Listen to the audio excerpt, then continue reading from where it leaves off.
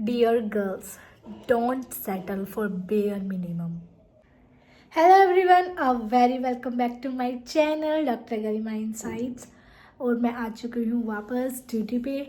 And this is the day just after my father's retirement. मैंने लिया हुआ था ऑफ, बट मेरे कलीग को कहीं जाना पड़ा तो मुझे ऑल ऑफ सडन सुबह सुबह भाग के आना पड़ा और मैंने कुछ भी नहीं खाया था। और फिर मैंने अपना किया ब्रेकफास्ट अमरूद से, एंड दैट वाज यम। अभी एक 4 साल का पेशेंट आया था, मतलब बच्चा आया था, and that was the case of streptococcal infection. He was having fever, throat infection and also strawberry tongue. तो मैंने रेफ़र तो कर दिया क्योंकि यहाँ पे कुछ भी अवेलेबल नहीं है, but that was the first case of mine कि स्ट्रॉबेरी टंग रियल में कैसे दिखते हैं। That was the case. अच्छा लगता है जो चीज़ हम पढ़ते हैं फिर हम वही चीज़ देखते हैं। काफ़ी ऐसा फिर लगता है कि हाँ, हमने सच में कुछ चीज़ देखी है रियल में। कोरिलेट करना आना चाहिए काफ़ी। That was the good experience for me. काफ़ी केसेस देख रही हूँ आजकल मैं। लास्ट टाइम मैंने कार्पल टनल सिंड्रोम का देखा था। And today is the next day Sunday. मेरा रूम बहुत गंदा हो रखा था तो मैंने सोचा चलो आज अलमीरा सेट करते हैं। और सारी पपड़ी जो उतर रही थी वो साफ़ करी। सर्दी की वजह से जो पपड़ियाँ उतरती हैं और जो सीलन आ जाती है वो सारी साफ़ करी। देखो कितना सारा गंद निकला है। And that was the whole जो था सामान मेरा। एंड ये बंजी जंपिंग का मुझे सर्टिफिकेट मिला था जब मैंने बंजी जंपिंग की थी।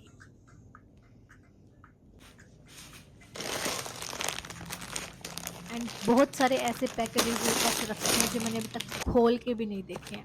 पहनना तो दूर की बात है। और ये मेरे लिपस्टिक का थोड़ा सा कलेक्शन है, मैं ज़रूर आप लोगों को दिखाऊंगी आने वाली वीडियोस में। और मेरी एक अलमीरा तो सेट हो चुकी है, दूसरी मुझे करनी है सेट। सारे सर्दियों के कपड़े रखने। So much stuff to do. सारा काम करने के बाद मैंने चेंज की बेड शीट, जो कि सबसे ज़्यादा ज़रूरी है। कभी कभी सफाई करना भी काफ़ी सुकून देता है, एक चेंज हो जाता है।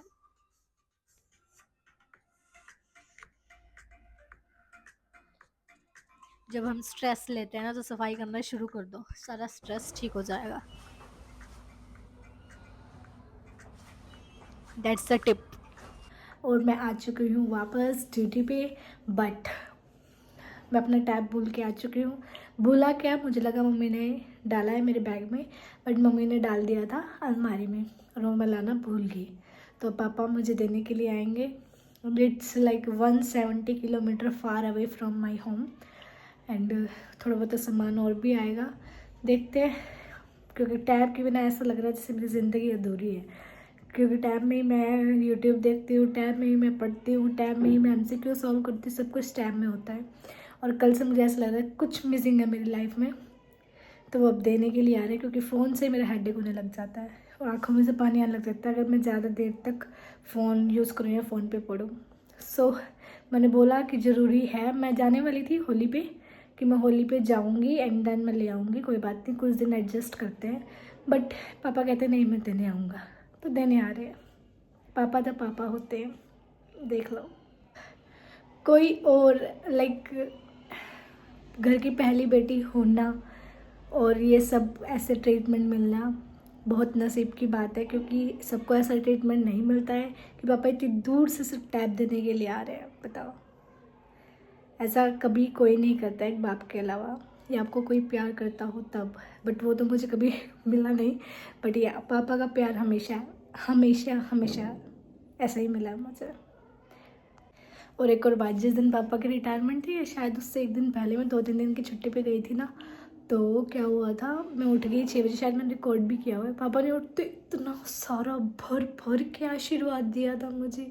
उठ गई पापा, हाँ मतलब हम सबको बिटिया नानी बोलते हैं, ठीक है। और साथ में जो छोटी लड़कियां हैं हमारे घर में, छोटे छोटे जो बच्चे हैं, उनको कभी किसी को छिपकली, किसी को बंदरिया, ये सब बोलते हैं, मतलब मजाक मजाक में। तो पापा ये सब नाम से बुलाते हैं हमें और हमें बुलाते हैं बिटिया नानी। और मैं घर की सबसे बड़ी बेटी हूँ तो बहुत सारी रिस्पॉन्सिबिलिटीज़ है मेरे ऊपर, बहुत कुछ करना है यार। और सफाई करते हुए मुझे कॉलेज का स्टूडेंट कार्ड मिला। देख लो मेरे पापा के हाल, क्या बोल रहे हैं, मैं सिर्फ सामान दे के आऊँगा, मतलब दे के चला जाऊँगा, घर भी नहीं आ रहे। और यहाँ लंच बन रहा है पापा के लिए। और आजकल मैं चिया सीड्स वाटर पी रही हूँ। आई डोंट नो क्या रिजल्ट आने वाला है, वो मैं आपको ज़रूर शेयर करूँगी। And these hairs, I love this. Wash करने का मन नहीं है। और फिर मैं गई पापा से सामान लेने के लिए।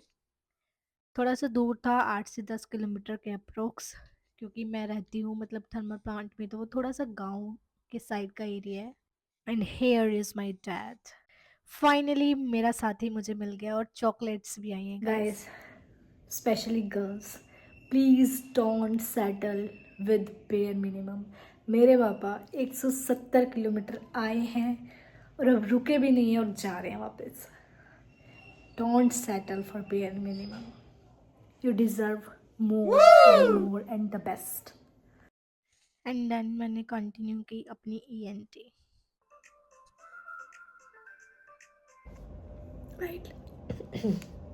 आई don't know about other girls, जब भी मैं कोई भी रील देखती हूँ ना विदाई की या किसी का भी कोई भी रिश्ता और होता है और इमोशनल सीन आ जाता है जिसमें ब्राइड वॉज क्राइंग या कोई भी ऐसा सीन आ जाता है इमोशनल सा, मुझे ऐसा फील होता है कि मुझे भी जाना है एक दिन।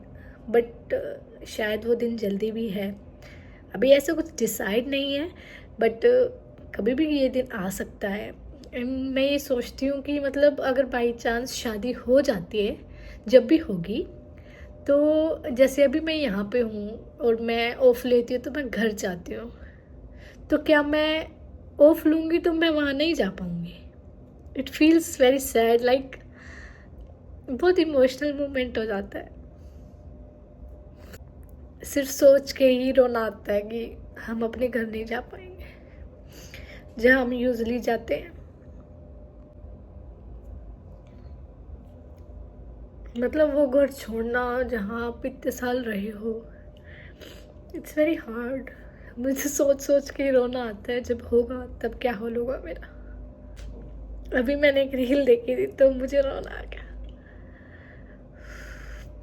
कितना मुश्किल होता है यार, मतलब उस घर पे आप नहीं जाओगे, अगर ऑफ लेते हो तो आप वहाँ नहीं जा पाओगे,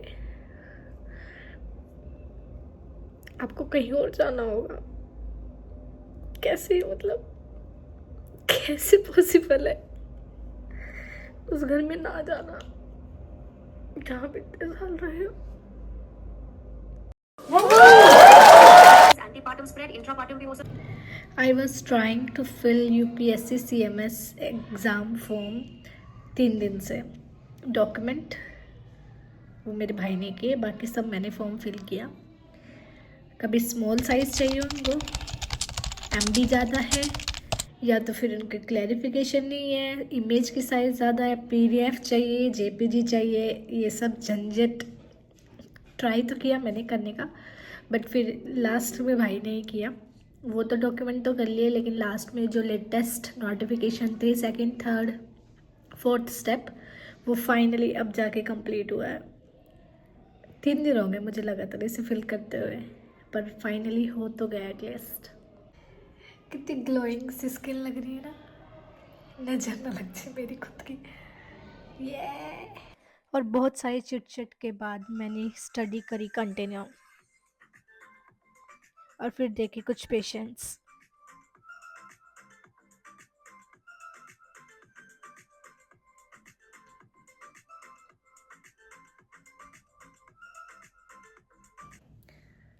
मैंने स्टार्ट किया है अपनी स्टडी टाइम को मतलब मैनेज करना, रिकॉर्ड करना, एक तरह से देखना कि मैं कितने आवर्स या कितनी देर तक पढ़ रही हूँ। तो मैंने कल से स्टार्ट किया ये चीज़, 10 आवर्स की per day with job. And कल तो नहीं हो पाया 10 आवर्स, 6 आवर्स ही हो पाया था। एंड टुडे थोड़ा सा बड़ा है, धीरे धीरे we will increase and let's see the results. But main चीज़ ये है कि बैठना है। मेन चीज़, हम बैठ ही नहीं पाते हैं कि थोड़ी देर बैठते हैं, फिर फ़ोन कुछ ना कुछ नोटिफिकेशन आ जाता है and then we continue with the phone. So phone को साइलेंट रखना है। OPD में ऐसा नहीं हो पाता है क्योंकि काफ़ी कॉल्स भी आती हैं, पेशेंट्स होते हैं और रिपोर्ट्स वगैरह सेंड करनी होती हैं पेशेंट्स को, तो वो तो नहीं हो पाता उस टाइम पे। बट मैं ट्राई करती हूँ कि एटलीस्ट रूम पे मैं साइलेंट करूँ फ़ोन। आई थिंक कोई आया है बाहर, इट्स टाइम 5:10 हो चुके हैं, चलते हैं, नहीं तो कहेंगे आज मैम यहीं बैठी है। आई होप आप लोगों को उतना ही मज़ा आया होगा ये व्लॉग देख के जितना मुझे एडिट करने में आया है। Thank you for watching, do not forget to subscribe the channel, bye bye.